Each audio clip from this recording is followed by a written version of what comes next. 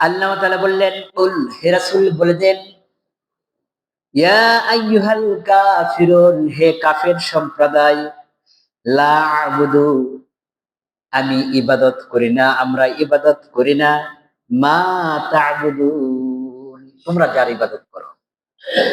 তোমরা আর তোমরা যেই মাবুদের ইবাদত করো, আমরা সেই মাবুদের ইবাদত করি না। এরপরে আল্লাহ তাআলা বললেন পরের আয়াতে, ওয়ালা আনতুম আবিদুনা মা আ'বুদ, ওয়ালা আনতুম, আর তোমরা আবিদুনা, ইবাদতকারী নয়, মা আ'বুদু, আ'বুদু, আমরা যার ইবাদত করি। আমি সহ আমরা যার ইবাদত করি, তোমরা কিন্তু তার ইবাদত করো না।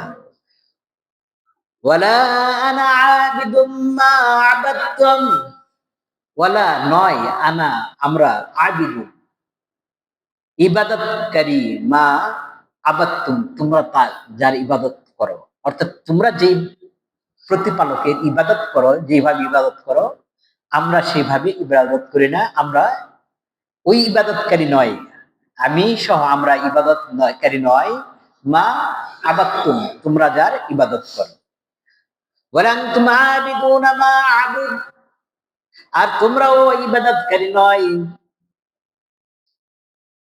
মা আ'বুদ, আমি যার ইবাদত করি, আমরা যার ইবাদত করি তার। লাকুম দীনুকুম ওয়ালিয়া দীন, লাকুম তোমাদের জন্য, দীনুকুম তোমাদের দিন, লাকুম দীনুকুম ওয়ালিয়া দীন, তোমাদের জীবন ব্যবস্থা, তোমাদের দিন, তোমাদের ধর্ম, তোমাদের উপাসনা, এটা তো তোমার কাছে, আমার উপাসনা আমার কাছে। এই আয়াতটা আমাদের সাবেক প্রধানমন্ত্রী তিনিও বলেছিলেন। বুখারী শরীফে আসছে, লাকুম দীনুকুম ওয়ালিয়া দীন, তোমরা তোমাদের ধর্ম পালন করবে, আমরা আমাদের ধর্ম পালন করবো। এটা তো আল্লাহ বুখারী শরীফে রাসূল সাল্লাল্লাহু আলাইহি ওয়াসাল্লাম বলেছেন। আস্তাগফিরুল্লাহ। কোরআনুল কারীমে আল্লাহ বললেন, লাকুম দীনুকুম ওয়ালিয়া দীন, তোমরা তোমাদের দিনকে পালন করো, আমরা আমাদের দিনকে পালন করব।